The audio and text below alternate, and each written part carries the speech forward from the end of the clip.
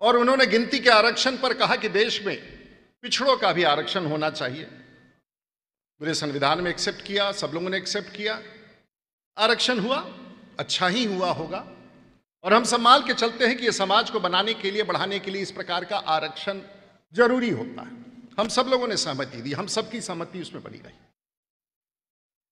लेकिन मामला वहां रुका नहीं,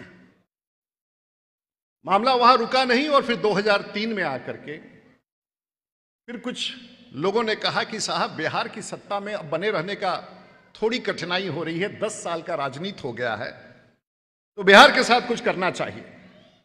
और फिर एक नेता ने तय किया कि बिहार को सत्ता में बने रहने के लिए हम बिहार को भी बांट दें। और बड़े राजनीति के तहत, क्योंकि जिस प्रांत को बांटा गया वो आज झारखंड है, और जिस प्रांत को अपने पास रखा गया वो आज बिहार है, ना झारखंड का प्रगति हुआ और ना बिहार का प्रगति हुआ। हम लोगों ने राज्य को बांट दिया। लेकिन वहां तक मामला बिहार का हुआ नहीं, रुका नहीं। फिर उसके बाद जो सत्ता में लोग आए, उन लोगों ने कहा कि देखिए, लगता है कि फिर सत्ता गड़बड़ हो रहा है। तो उसके बाद तय हुआ कि बिहार को फिर थोड़ा सा एक बार बांटा जाए, क्योंकि इससे पहले बिहार के लोग जग जाए, एक बार फिर बिहार को बांट दो।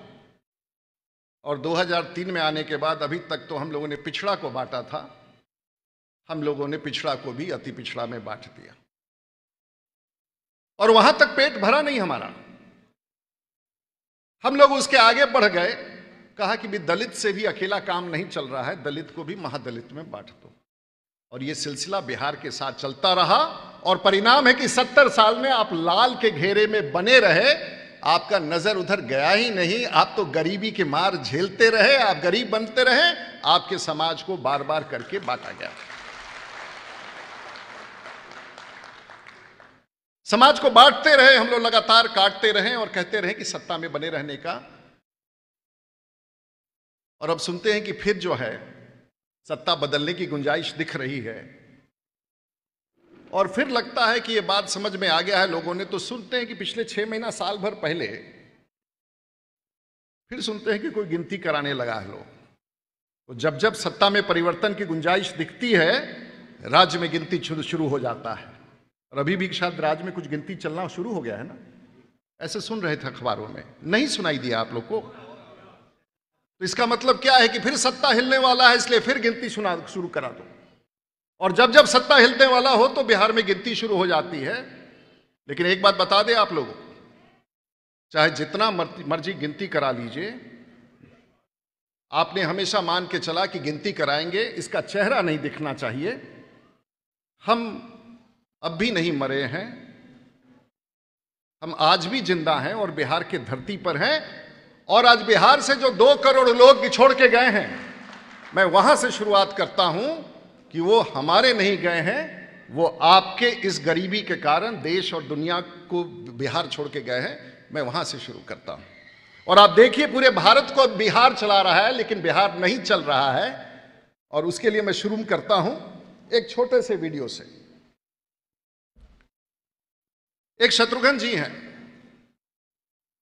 अगर शेखपुरा से होंगे तो उनका चेहरा देखने से वो दरबान वाला दिखाइएगा। शत्रुघ्न जी हैं, हम नहीं कहना चाहेंगे किस समाज से है, आप खुद समझ जाइएगा उनके बोली से। लेकिन अपने बाल बच्चा को पालने के लिए वो दिल्ली में एक होटल के नीचे गार्ड का काम करते हैं। शत्रुघ्न जी आपका नाम हुआ? कहाँ के रहने वाले? शेखपुरा, बिहार। शेखपुरा से है? शेखपुरा में कौन गांव से? अगवीर। और प्रखंड और थाना याद है आपको? जी। क्या नाम है? शेखपुरा। शेखपुरा में कौन प्रखंड? शेखपुरा ही प्रखंड में। तो दिल्ली कहाँ चले आए? वहाँ काम नहीं मिला था। और कितने साल से आप? 17-18 साल। और यहाँ क्या करते हैं? बस यही गार्ड का काम करते हैं। और नैनकिन होटल है, उसके लोग गेस्ट आते हैं। जी। तो आपको मन नहीं करता बिहार जाने का? जाने का करता, वहीं काम करने। वहीं काम करने वाले बच्चा लोग भी यही है, साफ बहुत कष्ट में है, लेकिन बिहार जाने का मन करता है।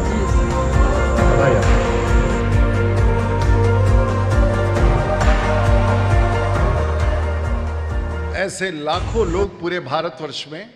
और मैं इतना जरूर बताना चाहूंगा कि एक अग्री समाज के व्यक्ति थे, और वो लिफ्ट, लोगों को होटल के दरवाजा खोल के बैठाना और लिफ्ट।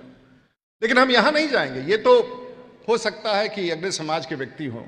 मैं आपको एक ऐसे तस्वीर के पास ले चलता हूं जिसने शायद मुझे इस अभियान को लेकर के इस मंच पर चलने के लिए मजबूर किया। और ये लड़का देखिए, ये मनोज नाम है इसका, इसके साथ में गाड़ी में यात्रा कर रहा था। और ये मनोज नहीं है, मनोज पासवान है। और देखिए ये चंडीगढ़ में एक मेरे मित्र का ड्राइवर है, वो क्या कहता है जब मेरे साथ चलता है। भैंस चराएगा और स्कूल में पढ़ेंगे। कौन बच्चा भैंस चराएगा और जाके स्कूल में पढ़ेगा? एक भी नहीं बच्चा पढ़ा है, ना भैंस चरा ना स्कूल चला, सारा पैसा खा गए स्कूल बनाने के चक्कर में। चलिए अब लालू जी तो हट गए, अब क्या लेना देना। लालू जी तो नीतीश कुमार जी हमारे कौन से सही करे, एजुकेशन जीरो कर दिया जनाब। नीतीश जी तो अच्छा काम बड़ा अच्छा कर रहे हैं, जाके बच्चों वो कर रहे सिर्फ शहरों का, जाके देखिए गाँव में क्या हाल है। हम तो गाँव से बिलोंग करते हैं ना सर, हमारा शेखपुरा जिला। ईमानदार आदमी, ईमानदार सर, एक ईमानदार आदमी होने से थोड़ी ना चलता है। एक टीम तो पूरा टीम से चलता है ना सर। अब ईमानदार अब लेके झंडा खाली घूमता रहिए कि हम ईमानदार हैं, हम ईमानदार हैं, तो क्या होगा? तो रोड बनाए हैं, बिजली दिए हैं। रोड तो सेंटर ने बनाया है सर। रोड जब झारखंड से बिहार अलग किया तब सेंटर ने बोला था बना के देंगे, तो सेंटर ने बना के दिया। बिहार नीतीश जी कहाँ से दिए? अपने घर से दिए हैं। नहीं, सब लोग ऐसा नहीं करता जैसे आप कह रहे हैं। सर ऐसे ही है जनाब, ऐसे ही है। ये जाति बिहार में जातिवाद वोटिंग है, बस जात को बहका दो वोटिंग हम ले लो, कहानी खत्म। आप बहुत दुखी हैं सर। जातिवाद से इतना दुखी है कि मन क्या करता, बिहार जाने की नहीं मन करता, सच्ची बात। यहाँ बाप को सोचते यहाँ जो लोग बाहर रहता है बिहार का लोग, वो लोग क्या कहता है बिहार के बारे में? बिहार के बारे में सर लोग एक तरह से कहते हैं ना सर कि जो हम लोग साथ में जब बिहार आपस में जब बात होती है तो यही सब चिढ़ता कि बच्चा को कैसे आगे, जो हमारा जो पैर है ना सर, पैर को ही काटना चाहते हैं। बच्चा है हमारा, आगे वो नहीं पढ़ेगा तो आगे कैसे बढ़ेगा? एजुकेशन शहर की बढ़ाई हो, अगर शहर को बढ़ाना है तो सड़क चाहिए, अच्छा सड़क, तभी आगे आपका जिला, शहर, देश सब काम होगा।